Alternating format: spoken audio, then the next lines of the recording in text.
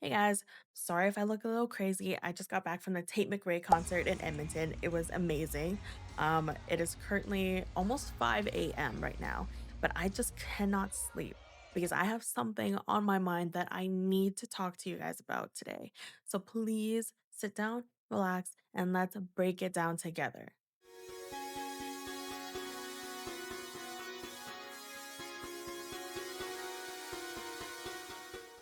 Okay, do y'all remember many years ago there was this random little girl that just popped into our screens from everywhere all at once? And all she did was flex her money, flex her cars, all the nice designer clothes. She made some rap songs, and then all of a sudden she kind of just disappeared off the face of the earth faster than she had even risen. Well, yeah, today we're gonna be talking about Little Tay and how those who exploited her in her youth are still letting her down today. And what's even worse, the general public is even adding onto this exploitation of her life. First, some backstory. Lil Tay shot up to fame back in 2018 as the self proclaimed youngest flexer of the century. She was only 9 years old when she started, appearing in viral clips where she was bragging about her wealth, luxury stacks, cars, designer outfits, all the likes. But here's the thing, behind that over the top persona, it wasn't just a kid making content. It was actually her older half brother named Jason who had control over her entire persona.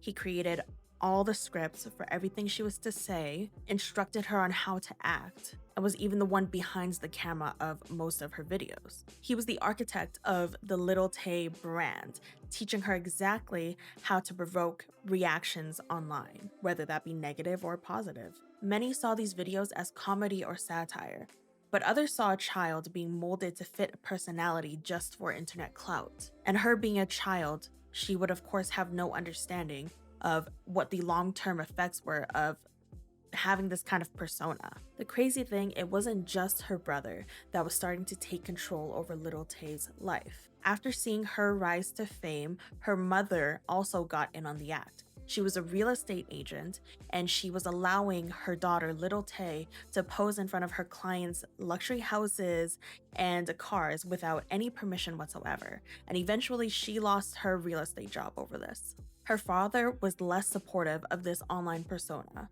but he didn't exactly improve things either. Her parents engaged in a bitter custody battle where her father tried to stop her from making content through the courts. It was later argued that he was actually just trying to gain the funds for himself from her content, but that's unclear and purely speculation. Fast forward to 2023, there was even a bizarre rumor that she had passed away that was posted on her own Instagram page. It was later debunked, of course, but it's still unclear as to who had done this and if it was actually a hack like they had claimed, or it was just part of another scheme that the parents were cooking up in the bitter battle towards each other. But this incident had people wondering how much control she actually had over her social media pages and furthermore her own life. After years of silence, she finally made her official return. She announced she was releasing her at exactly midnight on her 18th birthday. She released her page, and after just a couple hours, she had made a whopping $1 million. In just a couple hours, guys. I can't express to you how crazy that is. But the question is, why is this problematic? I mean, she's technically an adult now, right? Shouldn't she be allowed to decide what she does with her own body? Well, yes, of course she is allowed to decide what she wants to do with her own body and her own life. The concern lies more so with the fact that she launched exactly after she turned 18 and made that amount, which means that there were hordes of likely older men waiting for the moment she turned 18 to purchase her content. The thing is, nobody magically changes overnight when they turn 18. Lil Tay is still that young teenage girl, just legally allowed to post different types of content now. I mean, could you imagine a fresh-faced young 18-year-old standing in a room like this, surrounded by older men, salivating, frothing at the mouth, waiting to catch a glimpse of her body? That should be a disturbing image for anybody to view. And I feel like we have to remember what kind of upbringing she had in her lifetime. Her frontal lobe is not even fully developed. I am a vastly different person than I was when I was 18, 19, or even 20. And I'm 26 now. If I made the same decisions I would have wanted to make when I was 18, I would have destroyed my life by now. And I'm not saying everybody is the same, but in general, that is the truth for a lot of people. You go through a lot of development in between the ages of 18 and your 30s that just can't be expressed into words. She was told literally how to act and what to say before she even had a chance to explore who she was as her own person. Her older brother scripted every video, encouraged her to use slurs for attention, and even her mother chose to teach her that lying was okay and anything was okay as long as it was for a quick buck. I can't imagine the kind of damage that would do to someone during their formative years. I mean, we're talking about someone that was only 9 or 10 years old when they started. It's worth considering that her decision to open her page was not a decision made out of empowerment or a genuine interest in the adult content community. Rather, it might be coming from a lifetime of seeing the people closest to her treat morality as something that is expendable, so long as it brings virality and money.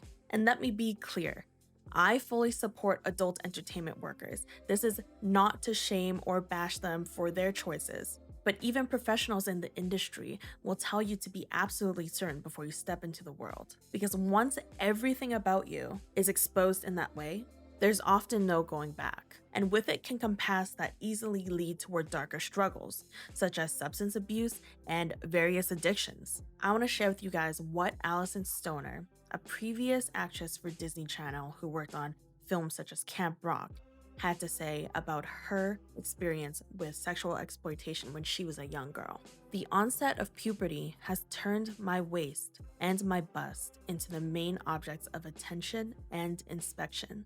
This will also categorize my career trajectory. I've learned that it is safer to disassociate in order to survive what my mind and body are subjected to daily. I will be numb for another 5 years, but all you will see is the ever highly functioning, smiling girl number 437. Now, that's a beautifully put, extremely important statement that relates so highly to what I am seeing happening right in front of our eyes. It's a striking reminder of how easily a young woman can grit their teeth and accept or even exploit this kind of treatment just because it's all she's ever known. At the end of the day, this story is bigger than Lil Tay. It's about the cycle we've seen happen over and over in Hollywood. A young girl is raised into the spotlight, molded into a brand, and then steps into the adult space the moment that she's legally allowed to. Whether you see this as empowerment, exploitation, or something in between, the truth is that both the industry and the audience play a role in shaping these outcomes. But I want to hear from you guys. Do you think that this is an empowered, boss babe move performed by Lil Tay, taking control of her life and doing something that she actually wants to do? Or do you think this is just another chapter in her lifetime of being used for clicks and money? Please let me know what you think in the comments as I read every one of them. And if you found this breakdown interesting, please hit the subscribe button. Please hit the bell so you don't miss out on the next uploads. And I will see you guys in the next one.